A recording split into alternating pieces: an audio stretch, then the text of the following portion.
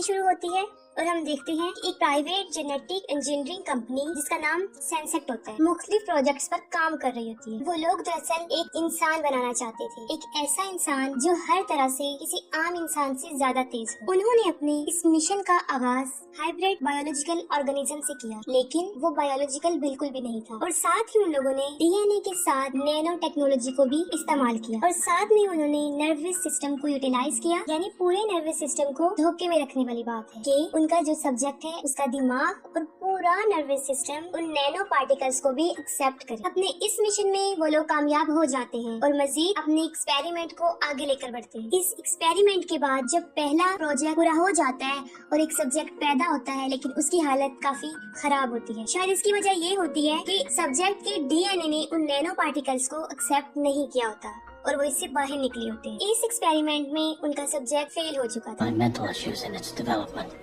This only strengthened our decision. इसके बाद दूसरा सब्जेक्ट पैदा होता है। वो वैसे तो ठीक होता है, लेकिन उसके दिमाग में थोड़ी बहुत खराबियां रह जाती हैं। लेकिन इन दोनों एक्सपेरिमेंट से वो काफी कुछ सीख चुके थे। इसके बाद तीसरा सब्जेक्ट पैदा होता है और फाइनली वो एक परफेक्ट सब्जेक्ट पैदा करने में कामयाब हो जाते हैं और उसका नाम मॉर्गन रख देते हैं। वो पैदा होने वाला सब्जेक्ट बच्ची थी, लेकिन इंसान नहीं थी। उसके सारे इमोशंस बिल्कुल इंसानों जैसे थे। इंसानों जैसे जज्बात होने की वजह ये थी कि जो उसके अंदर डीएनए डाला गया था वो इंसानी डीएनए की एक कॉपी थी। उस कॉपी का नाम नैनो था। लेकिन इसका फायदा था क्योंकि उसकी सेल्स की ग्रोथ भी अच्छी हो जाती, वो बीमारियों के खिलाफ भी लड़ सकती थी, इम्यून सिस्टम भी अच्छा था, हीलिंग पावर इंसानों से काफी तेज थी और दिमागी सलाहियत भी इंसानों से तेज थी। इसको आप ऐसे कह लें कि वो आधी तो इंसान थे लेकिन आधी मशीन लगती थी। इसमें बाकी सब तो मौजूद है लेकिन सोल नहीं, जो कि इंसानों के पास मौजूद होती है। और शायद ऐसा सब्जेक्ट दुनिया की कोई लैब भी नहीं बना सकती थी। इस प्रोजेक्ट में कुछ खास लोग काम कर रहे थे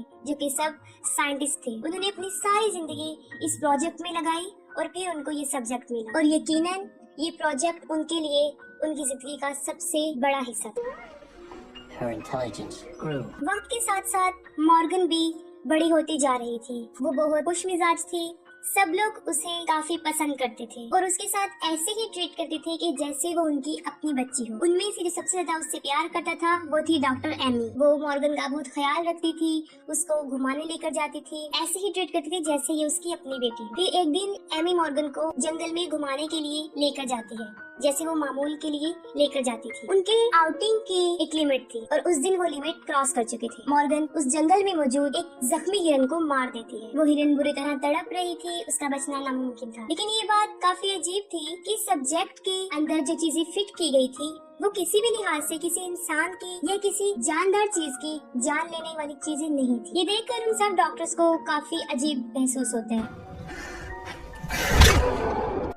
इसके बाद वो मॉर्गन को एक कमरे में कैद कर देते हैं क्योंकि वो खतरनाक होती जा रही थी, क्योंकि इन्हें अपने सीनियर डॉक्टर्स को रिपोर्ट करना होती थी। वो लोग इन्हें ऑर्डर करते थे जिनको इन्हें फॉलो करना होता है। मॉर्गन एक बच्ची थी लेकिन वो आम इंसानों से अलग थी, इसलिए दिन ब दिन वो बढ़ती जा रही थी और वो एक 5 साल की बच्ची थी। क्योंकि मॉर्गन को कैद में रखा गया था, इससे पहले वो एक आजाद जिंदगी जी रही थी, तो उसको ये जिंदगी पसंद नहीं आती। वो अपनी उस लाइफ को मिस कर रही होती है। उसके बाद एक रात को एक कैदी जो थेरेपिस्ट होती है वो मॉर्गन से मिलने आती है, उससे कोई बात करने आती है। लेकिन मॉर्गन जो कि इस मुश्किल हालात में थी अपने जज्बात को काबू न कर सकी और वो उस कैदी थेरेपिस्ट पर हमला कर देती है, जिससे उस कैदी की आंख जख्मी हो जाती है। इसके बाद वो फिर भी मॉर्गन से अपने प्यार को कम नहीं करती क्योंकि वो ये जानते थे कि उसके अंदर इंसानों जैसे जज्बात हैं और जज्बात कभी भी काबू में नहीं आते। Obvious setbacks.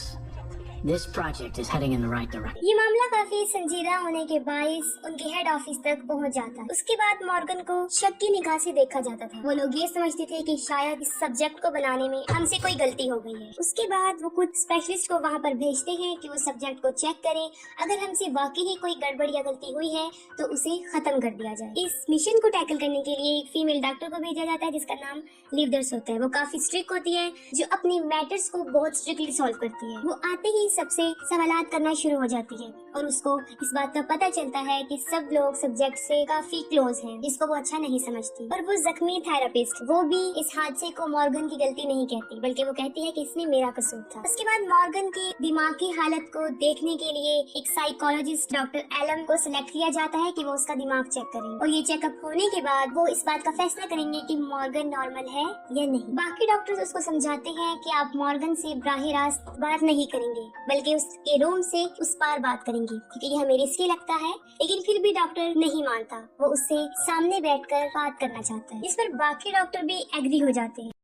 उसके बाद वो दोनों आमने सामने आ जाते हैं। डॉक्टर एलम मॉर्गन से कुछ सवाल पूछते हैं, जिसका वो काफी कॉन्फिडेंस और समझदारी से जवाब देती है। वो कहती है कि मैंने उस कैदी थेरेपिस्ट के साथ जो किया, मुझे उसके लिए बहुत अफसोस है। वो नेक्स्ट टाइम के लिए भी एक्सक्यूज करती है कि मैं ऐसा नहीं करूंगी, क्योंकि ऐसा नहीं करना चाहिए। लेकिन वो डॉक्टर काफी समझदार था। वो उस पे एक साइकोलॉजिस्ट टेस्ट करता है उसकी दिमागी हालत को चेक करने के लिए। यानी उसमें कुछ सवाल शामिल थे, ऐसे सवाल कि अगर कोई आम इंसान सुने तो उसे शदीद गुस्सा आ जाए। और जाहिर है मॉर्गन की जज्बात आम इंसानों से काफी अलग थे। What would we call an incorrect response? ये सुनकर उसकी हालत खराब होना शुरू हो जाती है और डॉक्टर एलम जब उसे खत्म करने की बात करता है, क्योंकि मॉर्गन ये नहीं चाहती थी, वो शदीद गुस्से में आ जाती है और डॉक्टर एलम पर भी हमला कर देती है और उसके गले पर काट लेती है। यानी वो अब आम इंसानों के लिए किसी खतरे से खाली नहीं थी। उसके बाद मॉर्गन को बेहोश कर दिया जाता है और डॉक्टर ली सबको ऑर्डर देती है कि मॉर्गन को खत्म कर दें। और वो ये सोच लेते हैं कि हमसे ये फेल सब्जेक्ट पैदा हुआ था। सब लोग इस बात पर राजी हो जाते हैं, लेकिन अभी भी उनके दिल में मॉर्गन के लिए प्यार था और सब लोग उसे मारने की तैयारी करते हैं और उससे बांध दिया जाता है। मगर उनमें से एक डॉक्टर होता है, डॉक्टर डेरन। वो कहता है कि मैं मॉर्गन को नहीं मारूंगा। जैसे ही वो इनकार करता है, ली की और उसकी आपस में लड़ाई हो जाती है। इसके बाद वो लोग मिलकर ली को बेहोश कर देते हैं और मॉर्गन वाले कमरे में बंद कर दिया जाता है। वो लोग फैसला करते हैं कि हम लोग यहाँ से भाग जाएंगे और मॉर्गन को भी साथ ले जाएंगे। जब वो मॉर्गन को मारने की तैयारी कर रही थे तो मॉर्गन उन्हें बहुत इंसिस्ट करती है कि वो मुझे मत मारे, मैं जीना चाहती हूँ। उसके बाद वो मॉर्गन को बेहोश कर देती है। डॉक्टर ली को वहाँ कैद कर दिया जाता है और अपने साथ मॉर्गन को ले जाते हैं। ले जाने के बाद जब वो मॉर्गन को दोबारा होश पे लेकर आते हैं तो वो सब पर हमला कर देती है। डॉक्टर डेरन को भी मार देती है। उसके सामने एक आदमी खड़ा था, उसे इंजेक्शन देकर खत्म कर देती है, क्योंकि अब मॉर्गन काफी बदल चुकी थी। इसकी वजह ये थी कि एलम ने जज्बाती कर दिया था। उसके गुस्से उसके जज्बात को ललकारा था, क्योंकि ये सब होने के बाद वो किसी को भी अपना फ्रेंड नहीं समझती। वो समझती है कि सारे उसके एनिमीज हैं। वो सबको मार देती है सिवाय डॉक्टर एमी के। सबको मारने के बाद वो डॉक्टर एमी को वहाँ से ले जाती है। शायद इसकी वजह ये थी कि वो डॉक्टर एमी के साथ बड़ी हुई थी, क्योंकि वो मॉर्गन का ख्याल रखती थी, उसको घुमाने लेकर जाती थी। यहाँ पर आने से पहले डॉक्टर एमी उससे वादा करती है कि मैं तुम्हें जेल पर लेकर जाऊंगी, क्योंकि वो कैद में थी, ऐसा पॉसिबल नहीं था। अब वो बाहर आ चुकी होती है और वो कहती है कि मैंने उस जेल पर जाना है।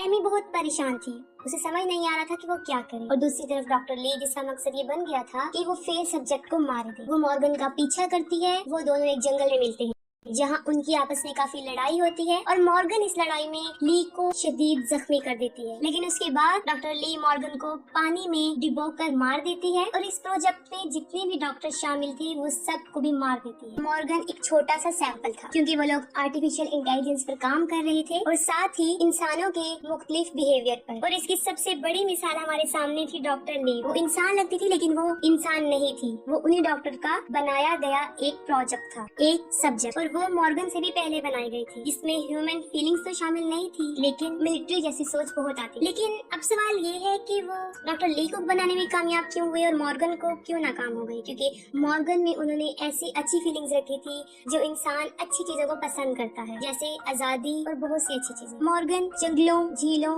बागों को बहुत पसंद करती थी, लेकिन इसका कहीं भी ताल्लुक उन डॉक्टर्स के प्रोजेक्ट से नहीं था। इसीलिए वो हमेशा के लिए मॉर्गन जैसे सब्जेक्ट को बनाने पर बैन कर देते हैं और ली वाले